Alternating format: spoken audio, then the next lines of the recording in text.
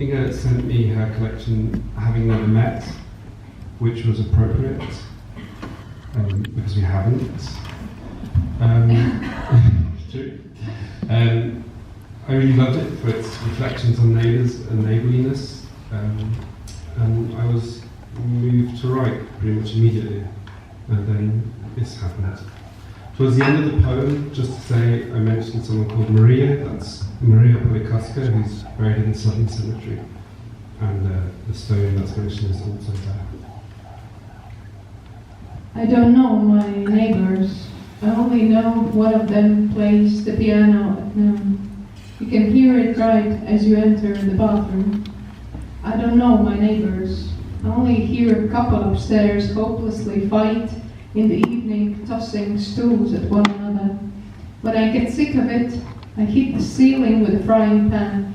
Then there's peace and quiet for a while. I don't know my neighbors. I only hear their dog barking and their children who run up and down the stairs.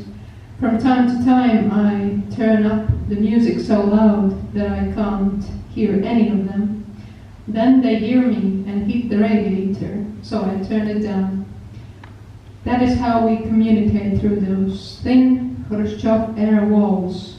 From time to time I look through the peephole in the door at the voices that are speaking in the stairwell, but when I leave my flat, I don't meet a single soul. I don't know my neighbours, but I hear one of them on the phone in the garden through the privet. Huilt immer, wenn wir weg sind. The complaint is private, yet the hedge border gives it up. Even the birds pipe down. Die Nachbarn klagen, sobald ich heimkomme. Their dog sings too, long, low laments, a deep, low longing, and we long to tear him limb from limb. Wir müssen ihn halt einschläfern. I just want to answer my neighbour. Leave the radio on in the day. But an answer admits having listened. And the meaning of a tall hedge border is, I can't hear what's said even when I can. Die hohe Hecke sagt so viel wie, I'm not permitted to know my neighbour, even as far as I do. I moved half a year ago to a place I lived before.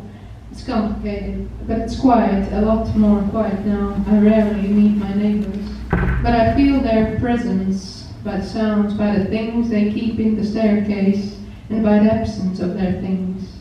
Jūs atgriezāties, jūs kādu laiku te nedzīvojāt. Jā, es saku, es atgriezos. Is absence an antonym of presence? How do I feel my own presence and absence in places? How come I feel much more absent myself when the one that's absent is you? Jūsu vīrs no rītiem mēdz skatīties uz jūsu logiem, man saka sētniece, kas dzīvo pirmajā stāvā. Bijušais vīrs, es pie sevis nodomāju, bet nesaku, neko nesaku, viņa to zina tāpat.